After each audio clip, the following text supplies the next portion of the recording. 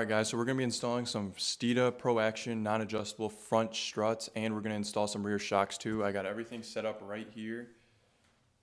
I'm going to be honest, the front struts aren't even here yet. They're out for delivery. FedEx got to hurry up. They should be here soon though. I'm just going to kind of get started. We're just going to take the wheel off first. When I know they're here, we'll continue, but just kind of getting ahead a little bit. I haven't done any like shocks or springs before. I haven't compressed a spring before, so hopefully we're still alive after this video.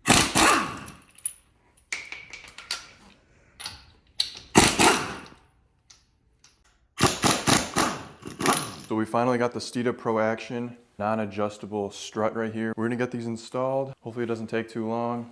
Like I said, I've never used a spring compressor before, and Steeda also adds this like thing, so when you take this off, the strut kind of like opens up a little bit. All right, so we're gonna be taking off the brake caliper now. It's pretty easy.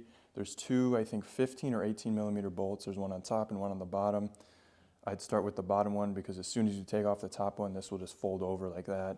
So I'd rather take the bottom one out than the top, so you can kind of hold it when you take off the top one. So we're behind the caliper. I know it's kind of hard to see, but this is one brake caliper bolt on the top, and then here's the other one. Kind of hard to see, but it's right there at the bottom. So the brake caliper bolt is a 15 millimeter. Just gonna hit it with the impact, take it out. Like I said, start from the bottom and then go to the top one. So like I said, make sure you have something to lay the caliper on. This one is the Brembo one, obviously. It's really heavy. Have something to rest it on while you do this, just so there's not tension on the brake cord over here.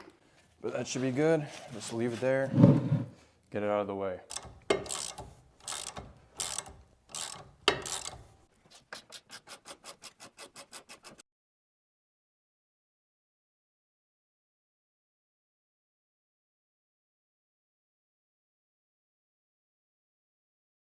Here's the factory bump stop. I'm gonna trim it about an inch, maybe half of an inch. Just gonna cut off the first notch right here.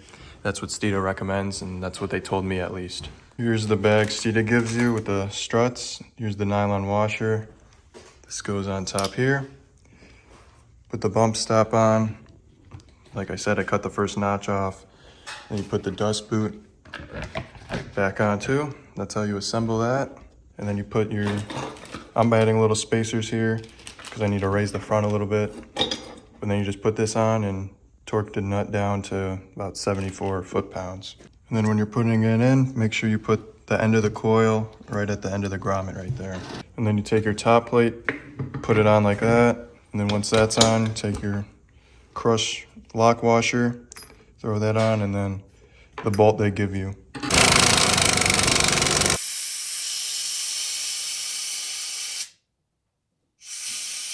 Now we're going to be installing the rear Steeda Pro Action non-adjustable, I don't know why it says adjustable, rear shocks. 4 bolts, pretty easy. So to start, just get your car up in the air and take off your wheel. So the rear shock's pretty easy, 18 millimeter, and those down there are 15 millimeter bolts. Here are the two 15 millimeter bolts underneath. If I'm not mistaken, I think these are around 60 foot-pounds of torque, and those down there are about 30 pounds of torque. Like I said, two 15s, two 18s. They do have Loctite on them. Once you remove those, the whole shock will be free. Now we're just gonna transfer over this upper shock mount onto the new one. What you're gonna do, take a flathead and just pry this top cover out. It's literally just in by some clips. This is a 15 millimeter bolt. We're just gonna hit the impact with it. Just so this doesn't spin or we damage it, I'm just gonna put a cloth over here and whatever these are, pliers, vice grips, whatever you want, just to hold it in place and then hit it with the impact. Like I said, just hold it in place and then hit it with an impact. Just like that, top mount is off. Before you transfer this stuff over, make sure Steeda provides this nylon, whatever, throw it on there, and then you can put all this stuff on.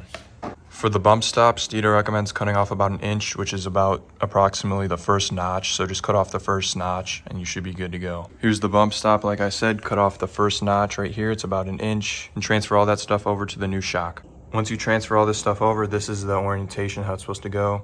The shock mount, the spacer, and then these two nuts. Then you're supposed to torque these down to about 26 foot-pounds. So now everything's transferred over.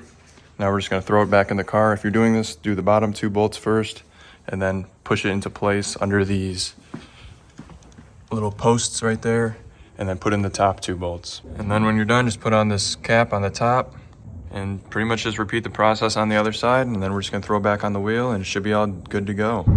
Put it on quiet exhaust so you guys can hear me. But anyway, so I have the Steeda non-adjustable shocks and struts, front and rear, and I've been driving quite a bit. It definitely is a different ride. It's a little more stiffer, but it's better. I think it's a lot better for like performance, and obviously the turning's a little more tighter. There's no more like floating around. Like if you hit a bump, the car doesn't like float up and down like the other shocks and struts did, the OEM stuff.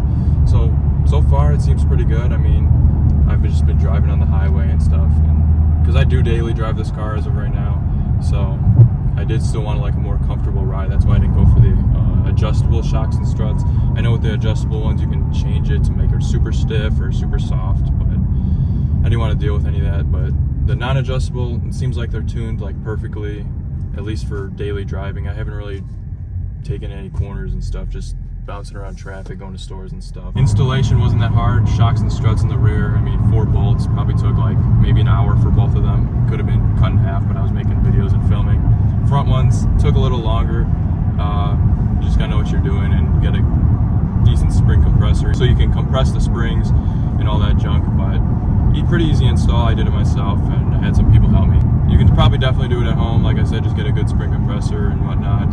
I mean, if you go to a shop, they'll probably charge you like an arm and a leg for it. So I just do it at home. Find a day where you can do it, or split it up, like do the fronts one day and then the rears the next day, just so you're not pissed off. The intersection had a little bit of some turns and stuff. I turned a little aggressively, just testing it out. There's not as much body roll in turns and stuff. I mean, they weren't like aggressive turns, super hard turns or whatnot, but it definitely seemed like there was a lot less body roll, which is pretty good. I mean, that's the whole point of getting new shocks and struts.